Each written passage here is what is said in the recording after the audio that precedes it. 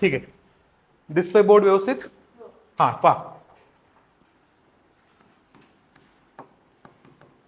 मास्तर कोणता विषय घेतो? पॉलिटी. ठीक आहे, तर पॉलिटीच्या अनुषंगाने आपण स्टार्ट करूया. ठीक आहे, पहा आपल्याला आज काय स्टार्ट करायचंय? आज स्टार्ट करायचंय आपल्याला घटना निर्मिती. ठीक आहे, तुमची डिमांड, त्या डिमांडच्या अनुषंगाने आपण स्टार्ट करूया. ठीक आहे, पहा आपल्याला भारतीय राज्यघटना निर्माण कधी झाली असा प्रश्न केला तर आपण काय म्हणतो? 1947 ते 49 या कालखंडामध्ये काय तयार झाली? भारतीय राज्यघटना. आता भारतीय राज्यघटना जेव्हा तयार होत होती तेव्हा आपल्या भारतामध्ये होती घटना समिती. म्हणजे सिंपली लक्षात ठेवायचं काय असते घटना समिती. घटना समिती म्हणजे काय की घटना लिहिण्यासाठी जे सदस्य एकत्र येतात त्यांच्या माध्यमातून तयार झालेली समिती म्हणजे काय? घटना समिती. या एका वैशिष्ट्यामुळं आपण या असणाऱ्या देशाला म्हणतो आपण लिखित राज्यघटनेचा देश. म्हणजे तुम्ही बऱ्याच वेळा पुस्तकामध्ये वाचता पहा काय, भारतीय राज्यघटना ही काय आहे? लिखित राज्यघटना आहे. अमेरिकन राज्यघटना काय आहे? लिखित राज्यघटना आहे. ब्रिटिश राज्यघटना काय?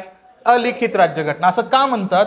तर त्याचं पहिलं कारण लक्षात ठेवायचं, जी घटना कोणामार्फत लिहिली जाते? घटना समिती मार्फत लिहिली जाते त्याला काय म्हणू आपण? लिखित राज्यघटना असं म्हणतो. मग ही जी घटना निर्मिती झाली, ही घटना निर्मिती कधीपासून झाली असा क्वेश्चन केला तर याच्या पाठीमागे असणार एक बॅकग्राऊंड थोडंसं पाहूया आपण. घटना निर्मितीच्या बाबतीमध्ये सगळ्यात पहिला असणारा जो प्रयत्न होता का तो दिसला कधी तुम्हाला? 1922च्या कालखंडामध्ये दिसला. 22लाच का? कारण 22 मध्ये एक वर्तमानपत्र खूप जास्त पद्धतीनं गाजलेलं होतं, ते म्हणजेच कोणतं? तर यंग इंडिया. यामध्ये महात्मा गांधींनी आपले विचार मांडले होते. गांधी काय म्हणतात इथं?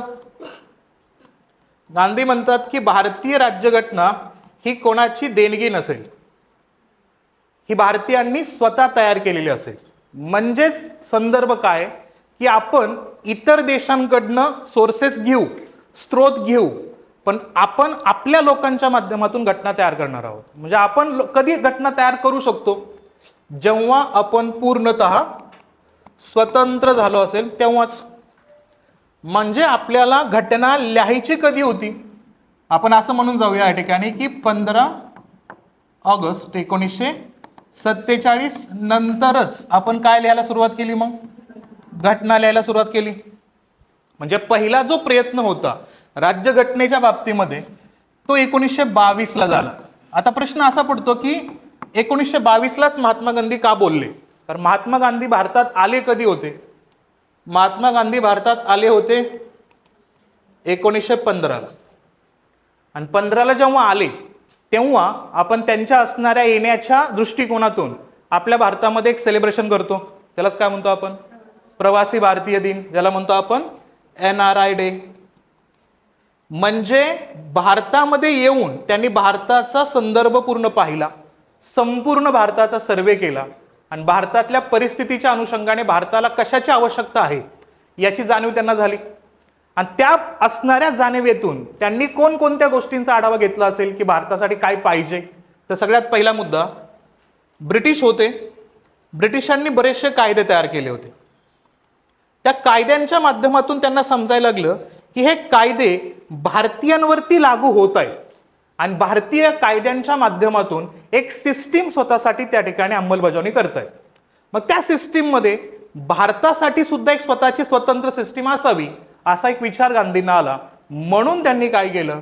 1922ला हा विचार मांडला. म्हणजेच काय, आपण कोणाचाही मुद्दा कॉपी पेस्ट करता कामा नये, आपण स्वतःहून घटना लिहिली पाहिजे. त्या अनुषंगाने हा विचार मांडण्यात आला. म्हणून एक साधा प्रश्न असतो आपल्याला, काय? भारतीय राज्यघटना ही सार्वभौम आहे. विधान 1. भारतीय राज्यघटना निर्माण करणारी घटना समिती सार्वभौम आहे. विधान 2. भारताच्या स्वातंत्र्यानंतर घटना समिती सार्वभौम झाली. विधान 3. यातले कोणते विधान बरोबर आणि कोणते विधान चुकीचे अशा प्रश्न आपल्याला असतात. नेमकं एक्झॅक्टली याच्यामध्ये कोणते विधान बरोबर असतील यासाठी फक्त एक शब्द येतो ना याच्यामध्ये, कुठला? सार्वभौम. मग सार्वभौम कधी होतो आपण? सार्वभौम म्हणजे आपल्याला पूर्णतः स्वतंत्र मिळालं असेल तेव्हा. मग सार्वभौमतेचा अर्थ काय येतो? याला म्हणतो आपण पूर्णतः अधिकार असतील ते कोणते? तर एक असेल बहिर्गत अधिकार आणि दुसरा असेल अंतर्गत अधिकार. म्हणजे आजही आपला भारत जेव्हा युद्धाचा निर्णय घेतो तर तो निर्णय अमेरिकेला विचारून घेतो का? रशियाला विचारून घेतो का? नाही. तो आपण काय करू शकतो? आपण डायरेक्टली आपल्या निर्णयाच्या अनुषंगाने युद्ध स्टार्ट करू शकतो. आता युद्ध थांबवण्याबद्दल बोलू का? बरं ठीक आहे. आता सध्या काय झालेलं आहे की तुम्ही ऐकलं असेल की भारतानं आणि पाकिस्तानने अनाऊन्स करायच्या अगोदरच ट्रम्प साहेबांनी ट्विट करून टाकलं आणि काय सांगितलं की सीज फायर झालेला आहे दोन्ही देशामध्ये. म्हणजे इथं अमेरिकेचा असणारा इंटरव्ह्यू झालेला आहे. अमेरिका मध्यस्थी येऊन या दोन देशांना शांत करतोय असा मुद्दा आला होता. पण तरी सुद्धा भारताने प्रत्येक वेळेस दाखवून दिलं की युद्ध थांबवलं कुणी? आमच्या निर्णयाने. हे का होऊ शकतं? तर भारत कसा आहे? भारत सार्वभौम आहे. तो बहिर्गत निर्णय आणि अंतर्गत निर्णय स्वतःच्या निर्णयाच्या अनुषंगाने घेऊ शकतो. कोणाच्या दबावाची त्याला आवश्यकता नसते. गांधींचा हाच विचार होता की भारताची घटना लिहायची कधी? भारत काय झाल्यानंतर? सार्वभौम झाल्यानंतर. मग भारत सार्वभौम होतो कधी? तर या दिवशी. म्हणून घटना निर्मितीचा जो संदर्भ आहे का तो सुरुवात करा तुम्ही 1922 पासून, पण त्याला प्रत्यक्षात मूर्त रूप कधी द्यायचंय? 15 ऑगस्ट 1947 ला. म्हणजे प्रत्यक्षात आपण प्लॅनिंग करत होतो या दिवसाच्या अगोदर आणि त्या प्लॅनिंग नुसार जी आपण ऍक्शन घेतली ना, त्या ऍक्शन घेतली कोणत्या असणाऱ्या कालावधीनंतर? 15 ऑगस्ट 1947 नंतर. ठीक आहे. आता फक्त सिक्वेन्स लक्षात ठेवायचं. आपल्याला काय विचारलं जातात की घटना निर्मितीच्या संदर्भामध्ये कोणकोणते व्यक्ती आणि कोणकोणते विचार याच्यामध्ये महत्वपूर्ण येतात. मग सगळ्यात पहिल्यांदा आपण घेतलं कोणाचं नाव? महात्मा गांधींचं नाव घेतलं. कार्यकाल कुठला घेतला? 1922 चा घेतला. कोणतं न्यूजपेपर म्हणतोय आपण या ठिकाणी? Young India. यानंतर दुसरी व्यक्ती कोण आहे ज्या व्यक्तीनं घटना निर्मितीसाठी प्रत्यक्षात खूप महत्वपूर्ण असणारे विचार मांडण्याचा प्रयत्न केला? तर याच्यामध्ये आणायचा 1928 चा कालखंड. आणि 28 चा कालखंड आला की या ठिकाणी लक्षात घ्यायचं मोतीलाल नेहरू समिती. कोणती समिती? मोतीलाल नेहरू समिती. डायरेक्टली एम एन रॉय कडे जाऊ नका. एम एन रॉय हे खूप लेट येतात. म्हणजे प्रश्न असा असतो की काय भारतासाठी घटना असावी व घटना निर्मितीसाठी पहिला प्रयत्न हा वैयक्तिकरित्या झाला का सामूहिकरित्या झाला? मग प्रश्न खूप मोठा पडतो की काय वैयक्तिकरित्या भारतासाठी घटना असावी म्हणजे एखाद्या व्यक्तीनं स्वतःहून मागणी केली की भारतासाठी काय असली पाहिजे? घटना असली पाहिजे. तो विचार मांडणारी व्यक्ती कोण? तर मानवेंद्रनाथ रॉय, एम एन रॉय. आणि जेव्हा सामूहिकरित्या घटनेची मागणी करतात ते कोण? मग इथं संदर्भ येतो कोणाचा? मोतीलाल नेहरूंच्या समितीचा. कळतंय? मी सिक्वेन्स सांगतोय, सिक्वेन्स नुसार आपण जाऊया. सगळ्यात पहिला कोण येतो मुद्दा? यंग इंडियामध्ये कोणाचा रेफरन्स घेतला आपण? गांधींचा घेतला. 1928 मध्ये येतो कोणाचा रेफरन्स?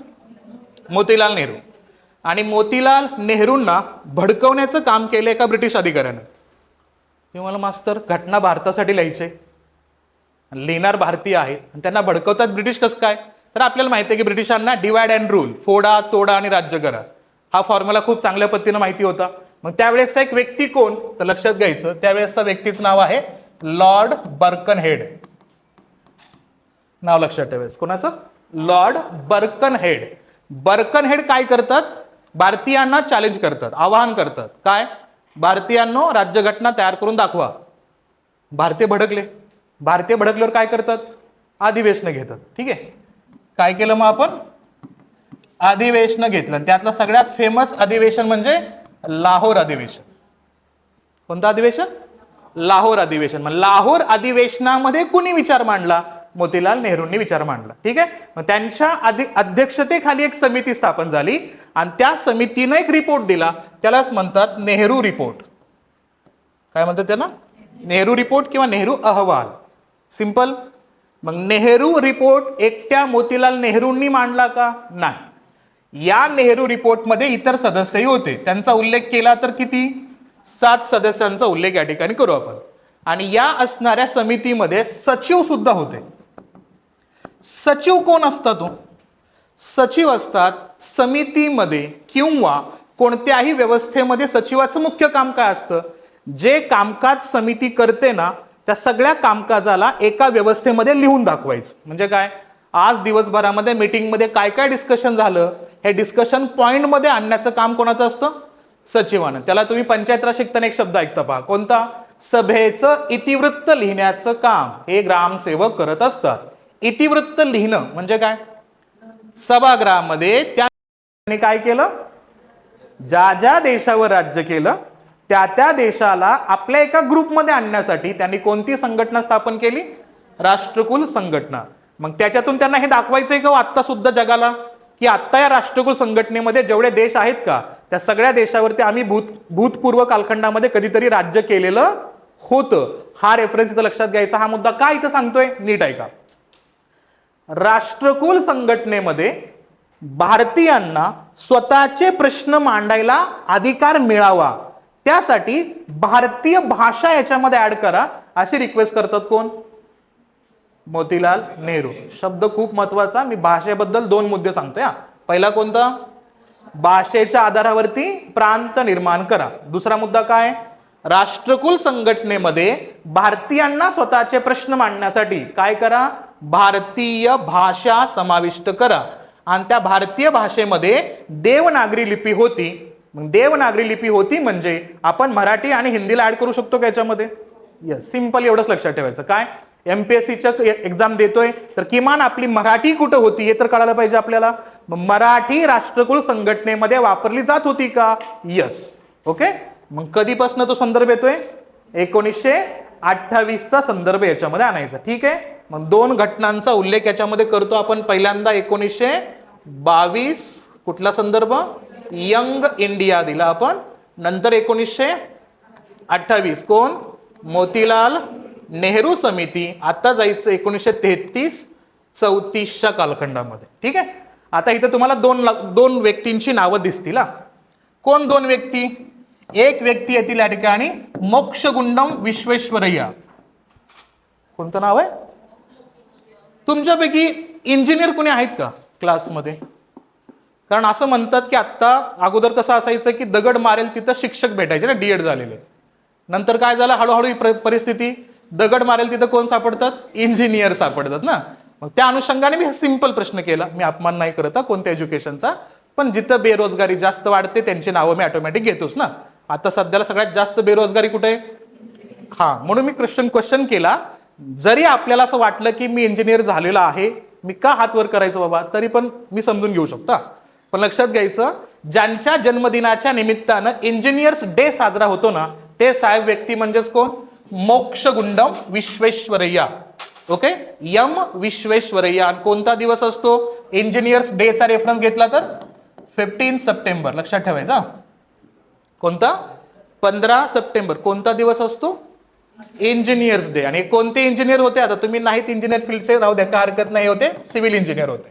ठीक आहे, यांनी भारताला प्लॅनिंग करायला शिकवलं, नियोजन शिकवलं कुणी, विश्वेश्वरय्या यांनी. ठीक आहे, हा शब्द तुम्ही परत एकदा कुठं वाचणार, ऐकणार, इकॉनॉमिक्सच्या असणाऱ्या सब्जेक्टमध्ये. ठीक आहे, कोणता शब्द, नियोजन. भारतीयांना नियोजन सांगणारी व्यक्ती कोण आहे, विश्वेश्वरय्या. नियोजन हा शब्द जगाला कुणी दिला, नियोजन हा शब्द जगाला दिला USSR न. कधी दिला, 1927 ला. कधी बद्दल बोलतोय, कोणता कालखंड आहे, 1933 मध्ये भारतात आला. आणि जगाला कधी मिळाला तो, 27. फक्त नियोजन शब्द लक्षात घ्यायचा, प्लॅनिंग.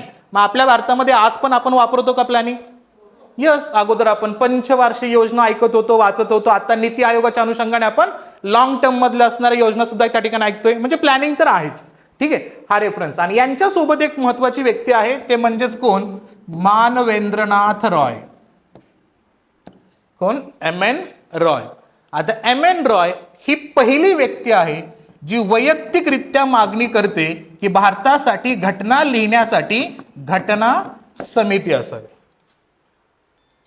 सामूहिकरित्या प्रयत्न करणारे पहिले कोण, मोतीलाल नेहरू. वैयक्तिकरित्या घटनेची मागणी करणारे व्यक्ती कोण, मग इथं लक्षात घ्यायचं MN रॉय यांचा संदर्भ याच्यामध्ये येतो. कोणता कार्यकाल आहे त्यांचा, मग 1933-34च्या कार्यकालामध्ये भारतासाठी ही मागणी या ठिकाणी करतात. ठीक आहे, आता यांच्या मागणीनंतर भारतामध्ये येतो 1935चा कायदा.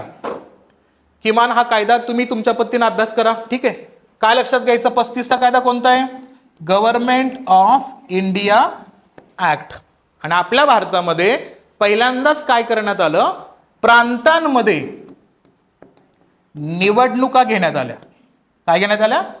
निवडणुका घेण्यात आल्या. प्रांत म्हणजे आजचा काय सांगितलं मी? प्रांत म्हणजे आजचा राज्याचा उल्लेख. ठीक आहे. आता 1935 नंतर आपल्याला जायचं आहे कधी? 1940ला. बघा लक्षात घ्या, 1940ला का जायचं? कारण तुम्हाला सर्वांना माहित असेल दुसरं महायुद्ध कधी झालं? World war. दुसरं महायुद्धाचा उल्लेख जर केला आपण तर आपल्या सर्वांना माहिती असेल तो महायुद्ध झालं कधी? 1939 ते 45 पर्यंतचा कालावधी होता. ठेवून द्या वया. ठीक आहे. आता फक्त बघा, ऐका. सेकंड वर्ल्ड वॉर झाला 39 ते 45 दरम्यान. आणि या महायुद्धामध्ये आपल्याला माहिती आहे की सगळ्यात जास्त इन्व्हॉल्व कोण होते? तर ब्रिटिश होते. आणि ब्रिटिश ज्या ज्या ठिकाणी वसाहती निर्माण केल्या होत्या ना, म्हणजे त्यांचं जे राज्य होतं त्या सगळ्या वसाहतींना ते काय करायचे? इनडायरेक्टली युद्धामध्ये ढकलून द्यायचे. मग झालं कसं? ब्रिटिशांचे असणारे गव्हर्नर जनरल हे आपल्या भारतामध्ये असतात. आणि त्या गव्हर्नर जनरल पैकी एक व्यक्ती त्यावेळेस भारतात कोण होते? तर लक्षात घ्यायचं, ते होते लॉर्ड लिनलिथगो. कोणती व्यक्ती होती? Lord Linlithgow. म्हणजे जेव्हा युद्ध सुरू होणार होतं त्यावेळेस भारतात कोण होते? भारतात होते लॉर्ड लिनलिथगो. त्यांनी एक घोषणा करून टाकली. काय घोषणा केली? की दुसऱ्या महायुद्धात भारतीय हे ब्रिटिशांच्या बाजूने असतील. म्हणजे युद्ध सुरू केलं ब्रिटिशांनी, युद्धाचं ठिकाण म्हटलं तर युरोप, आणि तरी सुद्धा त्या युद्धामध्ये सहभागी होणारे कोण? भारतीय. हे अनाउन्समेंट भारतीय करतायत का ब्रिटिश करतायत? ब्रिटिश करतायत. कोणता व्यक्ती आहे ब्रिटिश? लिनलिथगो.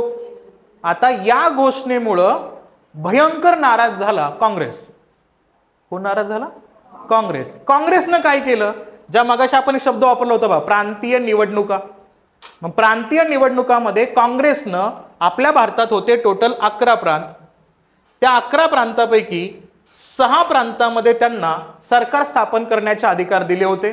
2 प्रांतामध्ये त्यांना अतिरिक्त सरकार स्थापन करण्याचा अधिकार दिला होता. असे टोटल किती प्रांत? 8 प्रांतामध्ये त्यांचं सरकार होतं. त्याने काय केलं? लगेच राजीनामे देऊन टाकले. काँग्रेसनं राजीनामा दिला. युद्धाची भूमिका सुरू होणार होती. अशा परिस्थितीमध्ये प्रत्येक असणारा पक्ष ब्रिटिशांना विरोध करत होता. आणि त्या विरोधामध्येच एक युद्ध सुरू झालं होतं फ्रान्समध्ये. कुठला म्हणतोय मी संदर्भ? दुसऱ्या महायुद्धाचा उल्लेख. या महायुद्धामध्ये एक घटना कुठली होती? ती घटना होती फ्रान्समध्ये. फ्रान्समध्ये पण काय झालं? युद्धामध्ये ब्रिटिश हरले होते. कोणाकडनं हरले होते? तर ते हरले होते जर्मनीकडून. म्हणजे कोणाकडनं? हिटलरकडनं ते हरले होते. मग बऱ्याच ठिकाणी ब्रिटिश सुरुवातीच्या कालखंडामध्ये हरत चालले होते. त्यामुळे त्यांना असं वाटलं की प्रत्येक ठिकाणी आपण हरायला लागलो, दुसऱ्या महायुद्धाचा परिणाम आपल्या हरण्यावरती येईल. म्हणून त्यांनी ज्या ज्या ठिकाणी त्यांनी राज्य केलं का त्या सगळ्यांना गोड बोलण्यासाठी एक घोषणा देऊन टाकली. आणि ती घोषणा भारतात कधी आली? ती घोषणा आली भारतात ऑगस्ट महिन्यात. कधी आली भारतात? ऑगस्ट महिन्यात. म्हणून त्याला म्हणतात ऑगस्ट घोषणा. सिंपल. मी खूप मोठा मुद्दा 2-4 वाक्यात सांगितलाय साहेब लोक. काय सांगितलं? दुसरं महायुद्ध सुरू झालं होतं. सुरू होण्याच्या सुरुवातीला ब्रिटिश गव्हर्नर जनरल, कोणता व्यक्ती? लिनलिथगो, हा काय म्हणतो की दुसऱ्या महायुद्धामध्ये भारतीय कोणाच्या बाजूने असतील? ब्रिटिशांच्या बाजूने असतील. त्याच वेळेस सुरुवातीलाच कुठे युद्ध सुरू झालं होतं? फ्रान्समध्ये. कोण हारलं? ब्रिटिश हारले, जर्मनी जिंकले. त्यामुळे ब्रिटिशांना भीती वाटायला लागली की सगळे प्रदेश निघून गेले की अडचण होऊन जाईल. त्याच्यामुळे सगळ्यांनी आपल्याला सपोर्ट केला पाहिजे. मग सगळ्यांनी सपोर्ट करण्यासाठी प्रत्येकाला गोड बोलावं लागेल. म्हणून त्यांनी गोड बोलण्यासाठी एक घोषणा करून टाकली. आणि ती घोषणा भारतात कधी आली? ऑगस्ट मध्ये आली. म्हणून याला काय म्हणायचं? ऑगस्ट घोषणा. याला ऑगस्ट ऑफर म्हणतो आपण 1940चा. सिंपल. म्हणजे बॅकग्राऊंड माहिती करून घ्यायचं असेल तर ही असेल ऑगस्ट घोषणा. आणि या ऑगस्ट घोषणेमध्ये पहिल्यांदा सांगितलं की भारतासाठी एक राज्यघटना असेल. शब्द काय वापरला? भारतासाठी एक राज्यघटना असेल आणि ती घटना लिहिण्याची संपूर्ण जबाबदारी भारतीयांची असेल. बघा शब्द खूप महत्वाचा आहे. काय? संपूर्ण जबाबदारी कोणाची असणार आहे? भारतीयांची असेल, जेवढं फळ्यावर लिहिलंय का त्याच्यावरनं मी एक प्रश्न मांडतो, त्याचं उत्तर देण्याचा प्रयत्न करा. काय म्हणतोय मी? युद्ध सुरू झालं होतं, सुरू होताना ब्रिटिश हारत चालले होते, त्यामुळे त्यांनी सगळ्यांना गोड बोलण्यासाठी कोणती घोषणा केली? ऑगस्ट घोषणा. ती भारतात ऑगस्टमध्ये आली म्हणून त्याला आपण काय म्हणतो? ऑगस्ट ऑफर, ऑगस्ट घोषणा म्हणतो. ठीक आहे. आणि या घोषणेमध्ये पहिलाच मुद्दा काय? गोड बोलायचं ना भारतीयांना. भारतीय मागणी करत होते आपल्याला घटना समिती पाहिजे, घटना लिहायची आम्हाला. पण हिथं काय म्हणतात ते? भारतासाठी काय असेल? राज्यघटना. आणि ती पूर्ण घटना लिहिण्याची संपूर्ण जबाबदारी कोणाची असेल? भारतीयांची असेल. ठीक आहे. हा हा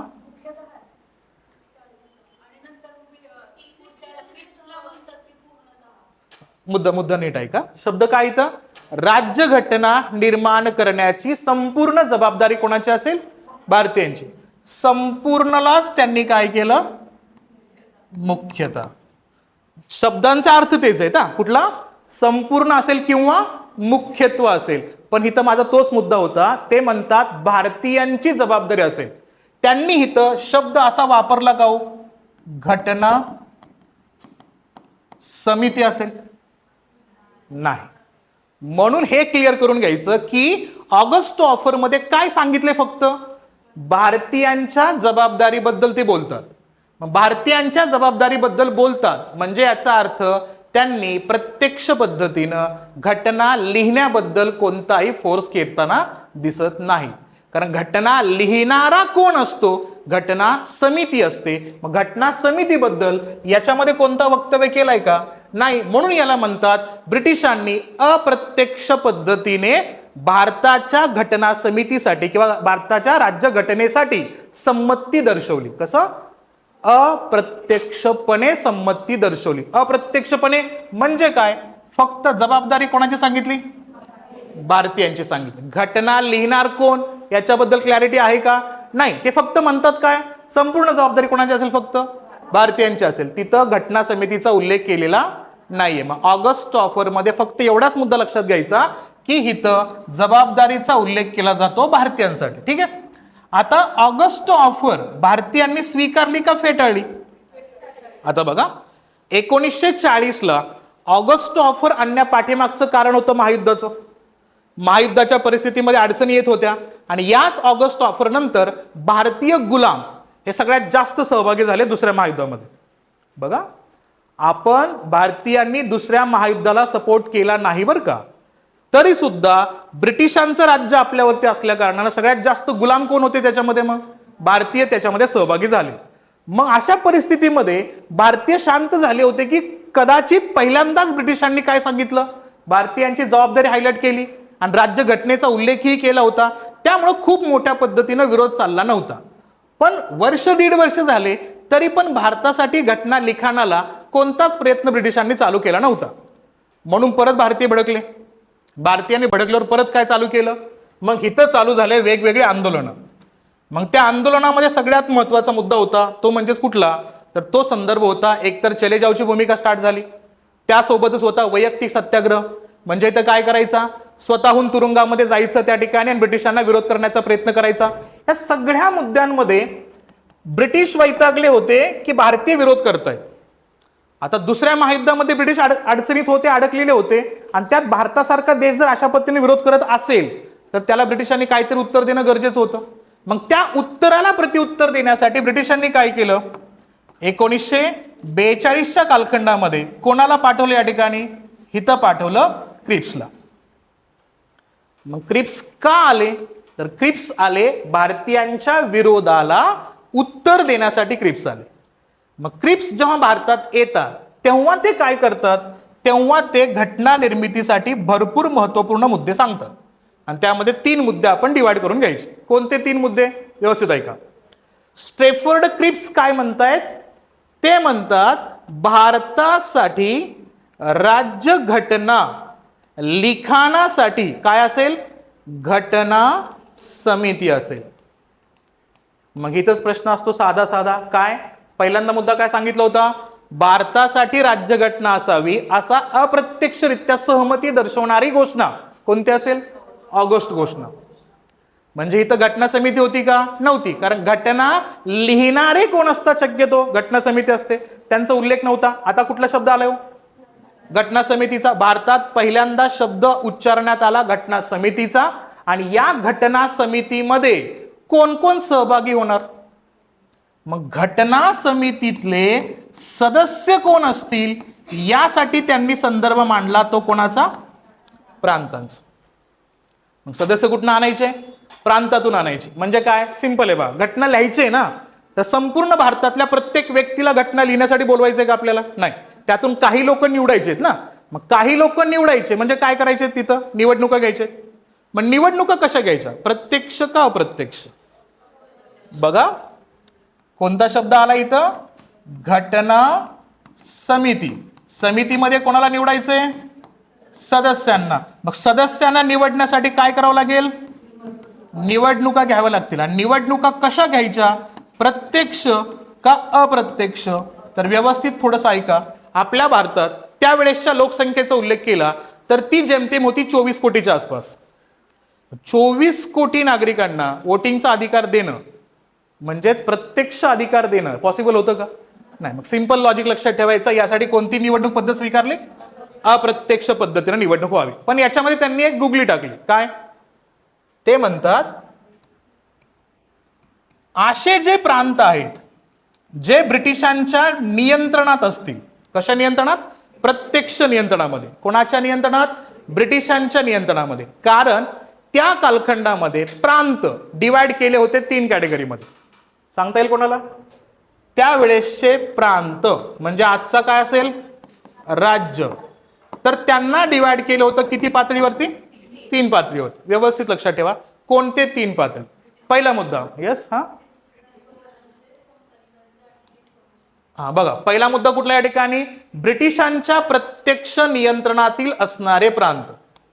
म्हणजे सगळे निर्णय कोण घेणार त्या प्रांताबद्दल? ब्रिटिश घेणार. ठीक आहे, सिंपल. दुसरा मुद्दा होता प्रिन्सली स्टेट. म्हणजे हे होते कोण? संस्थाने होते. कोण होते? संस्थाने. मग आपल्या भारतामध्ये संस्थान आपण आजही शब्द ऐकतो बऱ्याच वेळा. तुम्ही मध्यंतरी एक न्यूज सुद्धा ऐकली असेल, ते म्हणजेच काय? सैफ अली खान याची असणारी प्रॉपर्टी एनिमी प्रॉपर्टी म्हणून दाखल झाली होती आणि त्याच्यावरती पूर्ण अधिकार भारत सरकारने घेतलेला होता सैफ अली खानच्या असणाऱ्या प्रॉपर्टीवरती. हे का? तर शब्द होता कुठला? संस्थान. प्रिन्सली स्टेटचा संदर्भ. दुसरा कोणते असतील मग? प्रिन्सली स्टेटचे असणारे संस्थान. ठीक आहे. असे काही इतर प्रांत पण होते. त्या प्रांतांमध्ये कोण असायचे त्यांचे? तर त्यांच्या असायचे या ठिकाणी मुख्य आयुक्त, ज्याला म्हणतो आपण चीफ कमिशनर. कोण असायचे? मुख्य आयुक्त. त्यांच्या नियंत्रणातील असणारे प्रांत. म्हणजे काय? अर्धा कंट्रोल ब्रिटिशांचा, अर्धा कंट्रोल त्यांचा स्वतःचा. म्हणजे इथं पूर्ण अधिकार ते ब्रिटिशांना दिलेले होते का? नव्हते. म्हणून ह्या 3 कॅटेगरीमध्ये कोणत्या प्रांतांबद्दल ते बोलतात? ते बोलतात ब्रिटिशांच्या नियंत्रणातील प्रांत. म्हणजे खालच्या दोघांबद्दल बोलतायत का ते? नाही. आता काय बोलतात ते व्यवस्थित ऐका. ते काय म्हणतात? घटना समिती करायची आहे स्थापन. त्यासाठी काय घ्यायचे? निवडणुका. सदस्य घ्यायचे, निवडणुका घ्यायचे. निवडणुका कशा असतील? अप्रत्यक्ष. मग कुठं निवडणुका घ्यायच्या?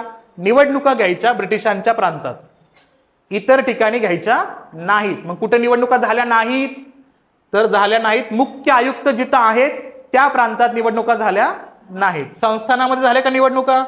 नाही. आणि ब्रिटिशांच्या प्रांतांमधल्या प्रत्येक प्रांताला ब्रिटिश काय म्हणतात? तुम्हाला जर भारताच्या संघराज्यामध्ये एकत्र येऊन भारतासाठी घटना लिहायची असेल तर तुम्ही येऊ शकता किंवा तुम्ही स्वतंत्र राहू शकता. म्हणजे काय झालं? नीट आहे का? इमॅजिन करा भारताचा मॅप त्यावेळेसचा. म्हणजे कोण कोण आलं त्याच्यामध्ये? पाकिस्तान संपूर्ण आला, आत्ताचा बांगलादेश सुद्धा त्यामध्ये समुद्र आला. अशा कंडिशन्स मध्ये हे ब्रिटिश काय म्हणतात? ज्या ज्या प्रांतांना भारतात यायचे ते येऊ शकतात किंवा ज्यांना स्वतंत्र राहायचे ते स्वतंत्र राहू पण शकतात. मग काय झालं असतं जर हे मान्य झालं असतं तर? कारण क्रिप्स योजना आपण फेटाळली बरं का सगळ्यांनीच मिळून. जर हे स्वीकारलं असतं तर भारतामध्ये वेगवेगळे देश तयार झाले असते, असंख्य देश तयार झाले असते. आणि म्हणून तर म्हणतात या ठिकाणी कोणाचा उल्लेख? चर्चिलचा. चर्चिल काय म्हणतो? चर्चिल म्हणतो की भारताचा बाल्टिक होईल. भारताचं काय होईल? बाल्टिक. बाल्टिक हा अशा देशांचा समूह आहे जो लहान लहान देश त्याच्यामध्ये डिवाइड झालेत. अगोदर तो संपूर्ण एकच देश होता पण त्याचे तुकडे झाल्यानंतर भारताचे पण काय होतील? तुकडे होतील. असं कोण म्हटलं होता? चर्चिल म्हटला होता. आणि चर्चिलच्या या मुद्द्याला पूर्णतः फोल ठरवलं, चुकीच ठरवलं ते भारतीयांनी. मग इथं रेफरन्स लक्षात घ्यायचं, कोणाला आमिष दाखवले यांनी? ब्रिटिशांच्या नियंत्रणातील प्रांतांना. ठीक आहे, पहिला मुद्दा हा. दुसरा मुद्दा काय म्हणतात माहितीये का? प्रांतांकडं व्यवस्थित आहे का, 3 विषय मी जे आत्ता सांगणार ते कंटिन्युअसली लक्षात ठेवत जायचा. पहिला मुद्दा असेल डिफेन्स, संरक्षण. ठीक आहे, नंतर असेल ट्रान्सपोर्टेशन, कम्युनिकेशन, दळणवळण व संप्रेषण, आणि चौथा मुद्दा असेल या ठिकाणी तो म्हणजेच कुठला? IR, इंटरनॅशनल रिलेशन, आंतरराष्ट्रीय संबंध. हे 3 विषय सोडले, काय म्हणतायत? हे 3 विषय सोडले सगळे विषय दिले जातील प्रांतांना. बघा, भारतात कोणकोणते प्रदेश आहेत? जे प्रदेश ब्रिटिशांच्या प्रत्यक्ष नियंत्रणात आहेत. जे प्रदेश कोणाकडे येतो? संस्थान. संस्थान ऐकले असतील तुम्ही. संस्थान म्हणजे कोण? जिथं राजा स्वतःच्या साम्राज्याला घेऊन राज्य करत होता, असे ठिकाण म्हणजे काय? संस्थान. तिसरा कोण? जिथं ब्रिटिशांनी स्वतःचा एक प्रशासकीय अधिकारी नियुक्त केला होता, मुख्य आयुक्त, असे प्रांत इथं असतील. संपूर्ण भारताला या 3 टाईप मध्ये आपण डिवाइड करू शकतो. आणि अशा कंडिशन्स मध्ये हे काय म्हणतात? हे 3 विषय सोडले तर सगळे विषय आम्ही कोणाला देऊन टाकू? प्रांतांना. आता व्यवस्थित आहे का? प्रांतांना म्हणतायत तुम्हाला भारतासाठी घटना तयार करायची आहे, त्या घटना समितीत यायचं असेल तर या. पहिला मुद्दा. नसेल तर तुम्ही काय करू शकता? स्वतंत्र राहू शकता. दुसरा मुद्दा काय? प्रांतांना अतिरिक्त अधिकार पण देऊन टाकले. काय? एवढे 3 विषय फक्त ब्रिटिशांकडे असतील, बाकी सगळे विषय कोणाला देऊन टाकायचे? प्रांतांना द्यायचे. याच्यामुळं काँग्रेस भडकला. काँग्रेसला असं वाटलं की भारतात काय करतात? हे डिवाइड अँड रूल आणतायत, फोडा तोडा आणि राज्यकर आणतात ना. म्हणून ते म्हणतात की प्रांतांना जास्त अधिकार देऊन ते भारतातील स्वायत्तता संपवतायत. स्वायत्तता म्हणजे काय?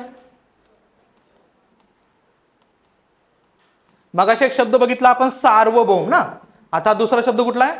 स्वायत्तता. स्वायत्तता म्हणजे ऑटोनॉमस. ऑटोनॉमस राईट्स म्हणजे काय? स्वायत्तता म्हणजे काय?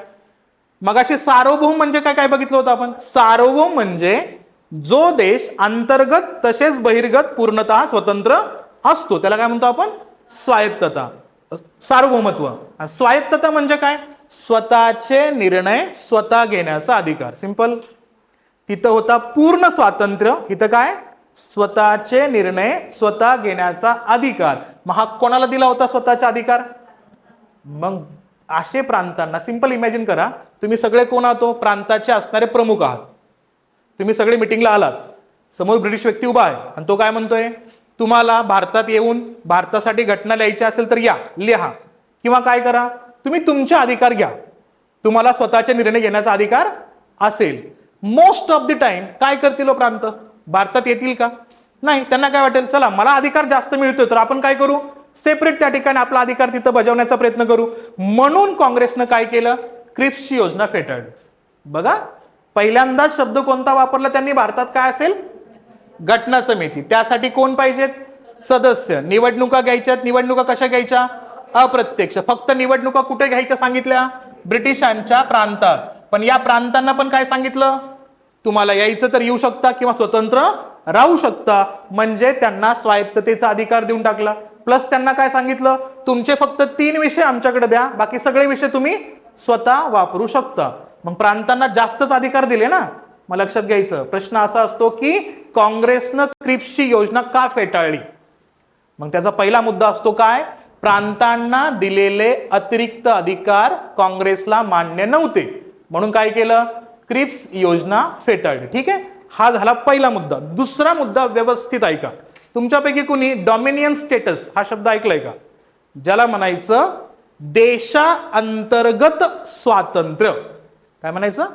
देशांतर्गत स्वातंत्र्य म्हणजे काय? सिंपली नीट ऐका. तुम्ही आता 2 देशांची नावं ऐकत असाल. एक आहे ऑस्ट्रेलिया आणि दुसरा आहे कॅनडा. कोणते 2 देश? ऑस्ट्रेलिया आणि कॅनडा. या 2 देशामध्ये राष्ट्रपतींचं पद नाही बरं का. कोणतं पद नाहीये? राष्ट्रपतींचं पद नाहीये. का नाहीये राष्ट्रपतींचं पद?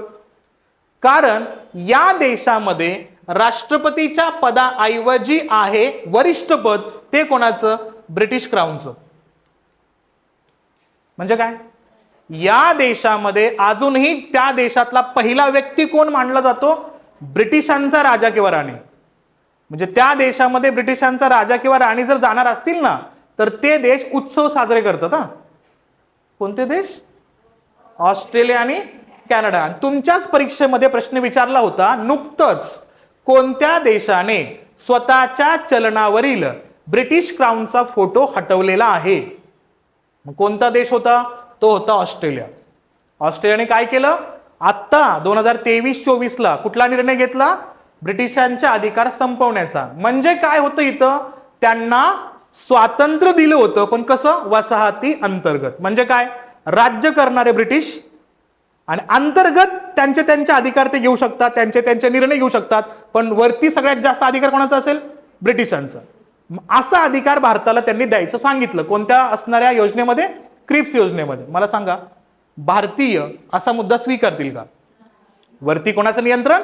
ब्रिटिशांचं. अंतर्गत कोणाचा निर्णय? आपल्या भारतीयांचं, त्या पक्षांचा अधिकार असेल. म्हणून सुद्धा काँग्रेसनं ही काय केली? योजना फेटाळली. शब्द लक्षात घ्यायचं काय? शब्द होता वसाहती अंतर्गत स्वातंत्र्य. मुद्दा फक्त एकच लक्षात ठेवायचा, तो म्हणजे भारतासाठी काय असेल? घटना समिती. घटना समितीसाठी पहिल्यांदाच इथे विचार करण्यात आला निवडणुकांचा. मग हा होता ब्रिटिशांचा पहिला प्रत्यक्ष प्रयत्न काय निर्माण करण्यासाठी? घटना निर्माण करण्यासाठी. पण भारतीयांनी स्वीकारला का तो? नाही. भारतीयांनी काय केला? तो फेटाळला. मग असं काय घडलं असेल हो की भारतीयांनी घटना लिहायला आणि ब्रिटिशांचे मुद्दे स्वीकारायला त्या ठिकाणी भारतीयांची संमती तिथे द्यावी लागली? हा कार्यकाल कधीचा आहे? 1942चा. क्रिप्स आले 42ला. त्यानंतर असं काय घडलं? तर सिंपल लक्षात ठेवायचं, 1945ला युद्ध संपलं.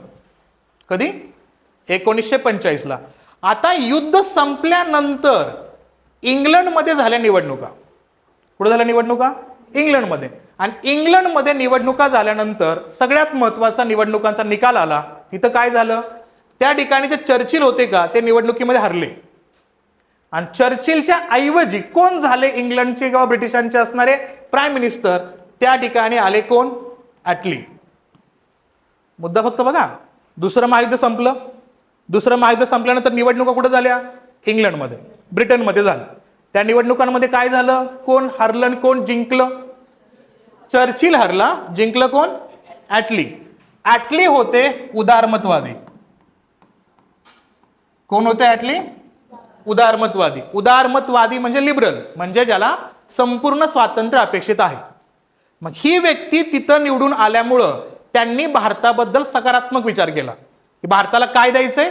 भारताला स्वातंत्र्य देण्याचा प्रयत्न करायचंय. जर असं झालं असतं तर, ॲटली ऐवजी चर्चिल निवडून आले असते तर कदाचित भारताला स्वातंत्र्य सुद्धा मिळालं नसतं. म्हणून काय लक्षात घ्यायचं? निवडणुकांचा परिणाम. कोण गेला आणि कोण आले? या ठिकाणी चर्चिल निघून गेले. कोण आले? ॲटली. आणि ॲटली कसे आहेत? उदारमतवादी विचारांची व्यक्ती आहे. मग त्यांना भारताला स्वातंत्र्य द्यायचं होतं, पण स्वातंत्र्य देण्या अगोदर काय करायचं होतं? भारतासाठी घटना लिहायची पण होती. म्हणून त्यांनी काय केलं? मग 1946ला एक समिती भारतात पाठवली. त्याला म्हणतात त्रिमंत्री योजना. काय म्हणतात आपण? त्रिमंत्री योजना, किंवा त्यालाच म्हणतो आपण कॅबिनेट मिशन. का म्हणायचं कॅबिनेट मिशन? तर ह्यात जे तिघ लोक होते ना, त्रिमंत्री, हे तिन्ही होते इंग्लंड मधल्या कॅबिनेटचे सदस्य. म्हणजे कोण? कॅबिनेट मंत्री होते. म्हणून त्याला नाव काय दुसरं? कॅबिनेट मिशन म्हणतो, कारण 3च्या 3 सदस्य कोण होते? मंत्री होते. त्या अनुषंगाने हा मुद्दा होता. मग हे कोण होते 3 लोक? मग यातला पहिला व्यक्ती होता या ठिकाणी, तो होता स्टेफर्ड क्रिप्स. म्हणजे बघा, क्रिप्स कधीपासून आहे हो? क्रिप्स भारतामध्ये 1942 पासून येतोय. हा, मग शेवटी ब्रिटिशांना काय करायचं होतं? क्रिप्सचाच विचार भारतात लागू करायचा होता. एवढं तरी क्लिअर होतंय. पहिली व्यक्ती कोण? Stafford Cripps. दुसरा व्यक्ती होती या ठिकाणी पॅथिक लॉरेन्स. कोणती व्यक्ती आहे? Pethick Lawrence. आता पॅथिक लॉरेन्स कोण आहे? तर पॅथिक लॉरेन्स मध्ये त्यावेळेस होते भारताचे असणारे भारत मंत्री, म्हणजे त्यांना आपण भारत सचिव पण म्हणूया, जे ऑलरेडी भारतात काम करत होते. 2 व्यक्ती झाल्या. पहिली व्यक्ती कोण आहे? Stafford Cripps. दुसरी व्यक्ती कोण आहे? Pethick Lawrence. आणि तिसरी व्यक्ती कोण आहे या ठिकाणी? तिसरी व्यक्ती या ठिकाणी अल्बर्ट अलेक्झांडर. कोणती व्यक्ती? Albert Alexander. कधी कधी चुकून माकून तुम्हाला या तिघांची नावं विचारली जाऊ शकतात. थोडक्यात फक्त लक्षात ठेवायचं कोणते तीन लोक? स्टेफर्ड क्रिप्स, पॅथिक लॉरेन्स आणि अल्बर्ट अलेक्झांडर. ठीक आहे. आता पुढचा मुद्दा नीट आहे का? तुमच्याच एका परीक्षेमध्ये प्रश्न असा विचारला होता, भारतात जेव्हा घटना निर्माण करण्यासाठी त्रिमंत्री योजना स्थापन केली होती तेव्हा अल्बर्ट अलेक्झांडर हे कोणत्या पदावर नियुक्त होते? बघा प्रश्न काय विचारला होता पाठीमाग, म्हणजे त्यांचा असणारा बॅकग्राऊंड विचारण्याचा प्रयत्न केला होता मेन्सला. म्हणून काय लक्षात ठेवायचं आपल्याला? यांचा बॅकग्राऊंड सुद्धा लक्षात ठेवायचा. मग कोण कोण? पहिला उल्लेख करू कोणाचा? स्टेफर्ड क्रिप्सचा. मग स्टेफर्ड क्रिप्स कोण होते? तर लक्षात घ्यायचं जेव्हा मुद्दा येतो तर त्या ठिकाणी व्यापार महामंडळाच्या नावाचा उल्लेख करायचा. ते कोण होते? पहिल्यांदा व्यापार महामंडळाचे प्रमुख होते. प्लस ते भारतात 1942 पासूनच त्यांनी काय केलं होतं? भारतातला दूतावास त्यांनी सांभाळला होता. म्हणजे भारतातले असणारे राजकीय व्यवहार बघण्याचं काम त्यांच्याकडे होतं. दुसरी व्यक्ती कोण आहे? Pethick Lawrence. पॅथिक लॉरेन्स कोण होते? भारत सचिव, भारत मंत्र्याचा उल्लेख आपण इथं केला होता. तिसरी व्यक्ती कोण? Albert Alexander. आता अलेक्झांडर कोण होते? तर हे इंग्लंडमध्ये होते वैमानिक. पहिला मुद्दा तर कोण होते? ते पायलट होते, वैमानिक होते. आणि दुसरा रेफरन्स काय? तर ते संरक्षण प्रमुख पण होते. काय लक्षात ठेवायचं? संरक्षण प्रमुख प्लस कोण? पायलट, वैमानिक होते. तुम्हाला हे दोन्ही प्रश्न विचारलेत. वैमानिकावरती पण प्रश्न विचारलाय, प्लस कशावरती? संरक्षणाची जबाबदारी असणाऱ्या मंत्र्यांच्या नावावरती सुद्धा प्रश्न केलाय. म्हणून हे तीन नावं लक्षात ठेवायचे. भारतात कधी आले तो? हे भारतात आलेत फेब्रुवारीला. फेब्रुवारी कधी? 1946 ला. आणि समिती स्थापन होते मार्च मध्ये. समिती स्थापन कधी होते? मार्च मध्ये. मी तुम्हाला मागच्याच वेळेस सांगितले 2024 ला तुमच्याच कंबाईनच्या प्रीला प्रश्न काय विचारला होता? 1919 चा कायदा इंग्लंडमध्ये कोणत्या महिन्यात मंजूर झाला? म्हणजे आयोगाला काय अपेक्षित असतं कंबाईनला हे तुम्हाला बऱ्यापैकी कळायला पाहिजे. म्हणून थोडंसं काय करायचं? कार्यकाल पण लक्षात ठेवायचा. कोणता पहिला उल्लेख? फेब मध्ये भारतात आले. समिती कधी कंडक्ट होते? मार्च 1946 ला. आणि मार्च 46 ला समितीमध्ये किती लोक येत आहेत? 3 लोक. त्यांनी संपूर्ण भारताचा सर्वे केला आणि सर्वे करून त्यांनी शिफारशी दिल्या.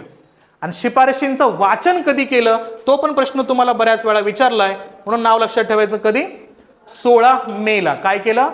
आपल्या असणाऱ्या घटना समितीचा संदर्भ शिफारशींमध्ये मांडला आणि या शिफारशी आपल्याला वाचून दाखवताना दिसतात. रेफरन्स घ्यायचा मार्चला स्थापन झाल्यानंतर मे पर्यंतचा. आणि मे मध्ये इंग्लंडच्या दोन्ही सभागृहामध्ये शिफारशी वाचून दाखवल्या. इंग्लंडचे दोन्ही सभागृह कोणते? इंग्लंडचे दोन्ही सभागृह या ठिकाणी हाऊस ऑफ कॉमन्स आणि दुसरा आहे हाऊस ऑफ लॉर्ड्स. या दोन्ही सभागृहाचा उल्लेख या ठिकाणी येतो. दोन्ही सभागृहांनी संमती दिली आणि संमती दिल्यानंतर भारतात काय झाल्या? निवडणुका झाल्या. कशासाठी? घटना समितीसाठी. म्हणजे प्रयत्नांचा उल्लेख कधीपासून करायचा आपल्याला? 1922 पासून करायचा आपल्याला. कधीपर्यंत घेऊन आलो आपण आता हा मुद्दा?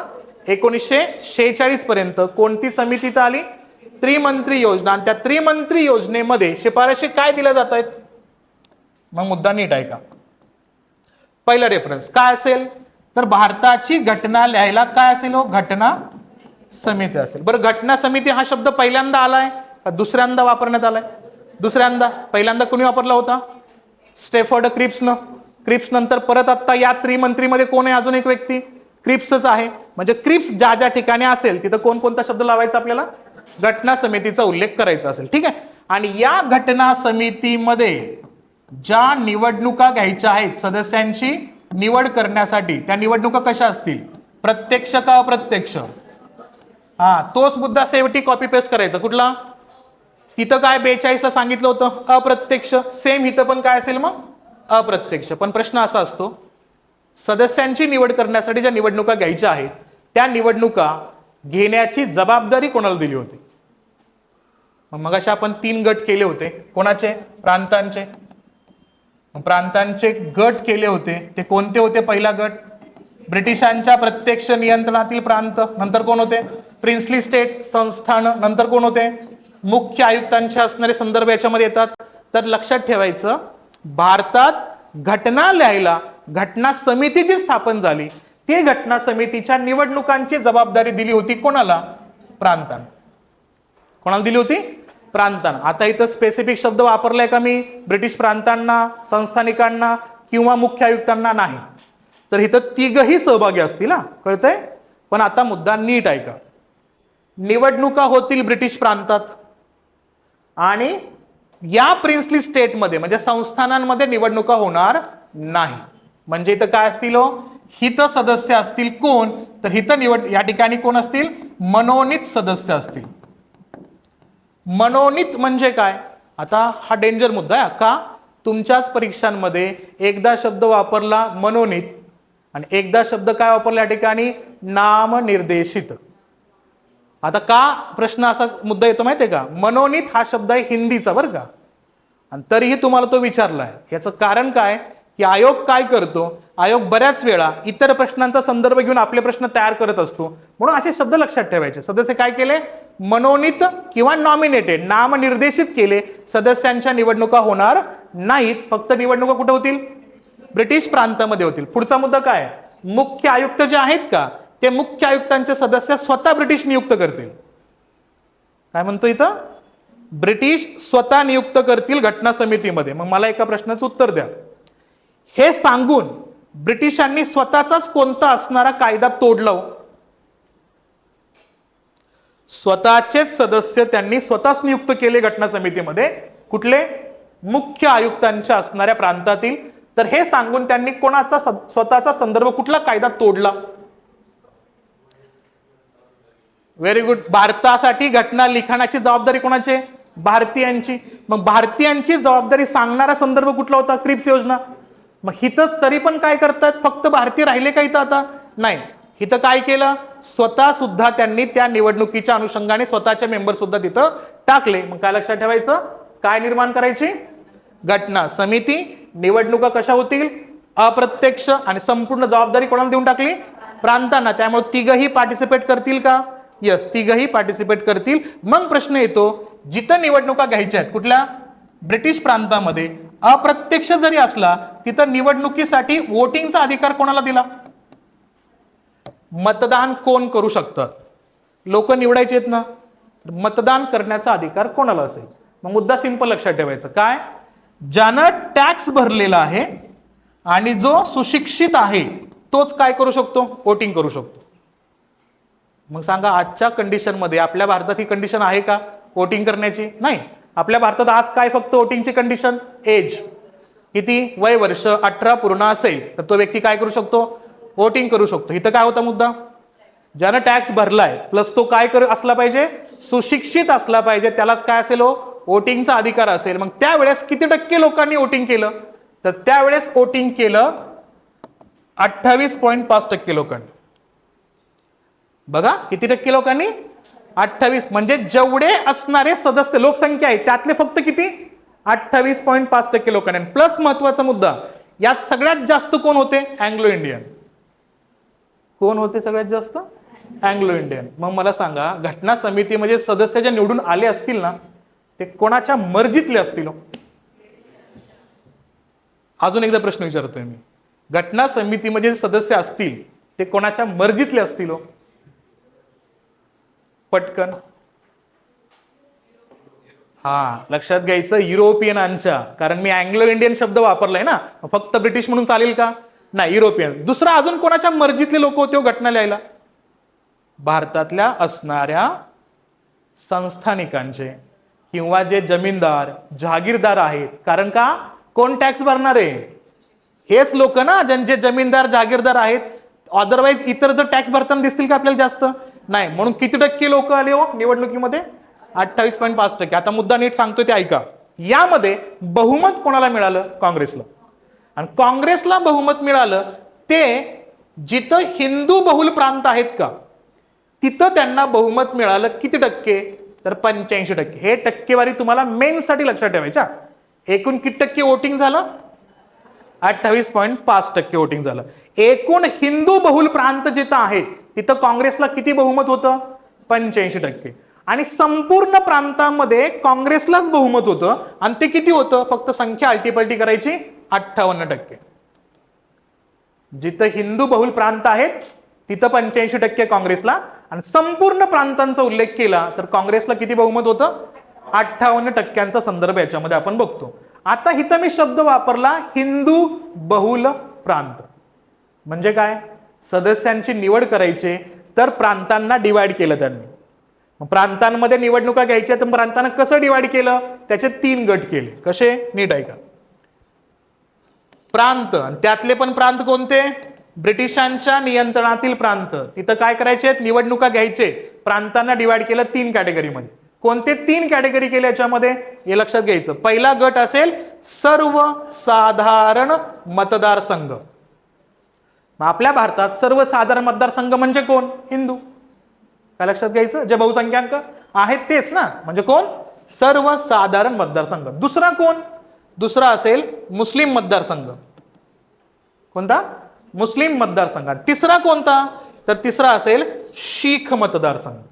बघा किती मतदारसंघ डिवाइड केले, 3 कॅटेगरीमध्ये डिवाइड केले. पहिला कोणता, सर्वसाधारण, मुस्लिम आणि शीख. आता इथं प्रश्न लक्षात ठेवायचं, एकूण किती मतदारसंघ होते, कॉन्स्टिट्युएन्सी बद्दल बोलतोय, मतदारसंघाबद्दल. मतदारसंघ म्हणजे काय, मतदारसंघ म्हणजे कमीत कमी किती लोकसंख्या असेल त्या एरियासाठी एक लीडर असला पाहिजे ना.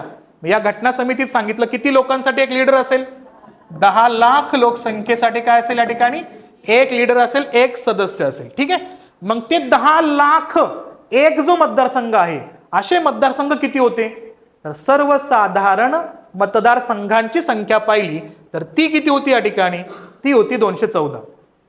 किती होते, तुम्हाला बाकीचे सगळे प्रश्न विचारून झाले, म्हणून किमान जे मूळ मुद्दे राहिलेत त्याच्यावरती थोडंसं आपल्याला डिपेंडन्सी दाखवायची आहे.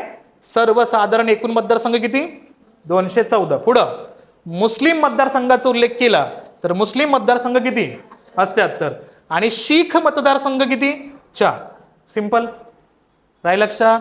किती किती होते मतदारसंघ, सर्वसाधारण मतदारसंघ किती, 214. म्हणजे 214 काय, 10 लाखाचे असे किती, 214. जिथं काय असतील, सर्वसाधारण म्हणजे कोणाची लोकसंख्या जास्त असेल, हिंदूंची. ठीक आहे. 10 लाखांचे असे प्रदेश किती, 78. जिथं कोणाची संख्या जास्त असेल, मुस्लिमांची. आणि शिखांसाठी किती, 4 असणार. सिंपल. मग हे असतील काय, निवडणुकांसाठी जे मतदारसंघ केले का त्यांचा रेफरन्स याच्यामध्ये असेल. ठीक आहे. आता पुढचा मुद्दा नीट आहे का. ब्रिटिश प्रांतानंतर दुसरा गट कोणता आहे, संस्थानांचा. मग संस्थानांना सांगितलं तुम्ही स्वतःचे सदस्य स्वतः निवडा. म्हणजे काय, निवडणुका होणार नाही. तिथं काय करायचं, नॉमिनेटेड म्हणजे नाम निर्देशित सदस्य. कुणी निवडायचे, संस्थानिकांनी स्वतःचे सदस्य स्वतःच निवडायचे. असे संस्थानिकांचे सदस्य होते 93. किती होते, 93. आता सगळ्यात मोठा प्रश्न हाच आहे, आपल्या भारतात संस्थाने किती होते. बघा आपण जनरली पुस्तक वाचताना म्हणतो किती होते, 600+ जनरली. पण ऍक्च्युअली जर बघायला गेलो तर ते होते किती, 565. किती होते, 565. काय म्हणतोय मी, संस्थाने. ओके. म्हणजे काय, एवढे राजा होते तिथं. किती राजे होते भारतात, 565 राजे होते. आणि एवढे संस्थान असून 93 सदस्य कसे काय हो. साधा प्रश्न आहे माझा. किती होते संस्थाने, 565. एवढे संस्थान असून सदस्य किती आले घटना लिहायला, 93 आले. कसं काय असं झाले. हा लक्षात घ्यायचं, संस्थानांमध्ये प्रत्येक संस्थान सहभागी होताना दिसलं नाही. हा पहिला मुद्दा. दुसरा मुद्दा, संस्थान जे मोठे मोठे संस्थान होते का त्यांनी सगळ्या लहान लहान संस्थानांचे अधिकार स्वतःकडे घेतले. कळतंय. मग हे जे 93 सदस्य आले ते सगळे मोठ्या संस्थानांचे सदस्य होते. सिंपल एवढाच लॉजिक लक्षात ठेवायचं. असे किती आले संस्थानिकांचे, 93. बेरीज करा सगळ्यांची. चला बघा किती आहे त्या ठिकाणी, सर्वसाधारण किती, 214. ओके. मुस्लिम किती, 78. शीख किती, 4. पुढे संस्थानिकांचे किती, 93. करा बेरीज. मला येत नाही तेवढं बेरीज, सीसॅट माझं चांगलं नाहीये, तुम्ही सांगू शकता लगेच. हा ठीक आहे. या संख्यांच्या माध्यमातून घटना लिहिली जाणार आहे. मग सगळ्यात महत्वाचा मुद्दा, ब्रिटिशांनी सांगितलं होतं घटना लिहायची जबाबदारी कोणाची, भारतीयांची. तरी सुद्धा ते शेवटी काय म्हणतात, भारतीयांवर आमचा विश्वास नाहीये, भारतीय गोंधळ करू शकतात, त्यासाठी आम्ही आमचे 4 लोक त्याच्यामध्ये टाकून देतो. बघा मग ते कुठले, मग ते येतात मुख्य आयुक्तांचे. आठवते आपण प्रांतांचे किती प्रकार म्हटले, 3. कोणते 3 प्रकार, ब्रिटिश प्रांत, प्रिन्सली स्टेट संस्थाने, आणि तिसरा गट कुठला, यामध्ये असतील कोण, मुख्य आयुक्तांचे प्रांत. मग मुख्य आयुक्तांच्या प्रांतातले किती सदस्य आले, 4 सदस्य आले. ठीक आहे. मग तुम्हाला प्रश्न असतो, मुख्य आयुक्तांच्या प्रांतांना ब्रिटिशांनी सुरुवातीला कोणतं नाम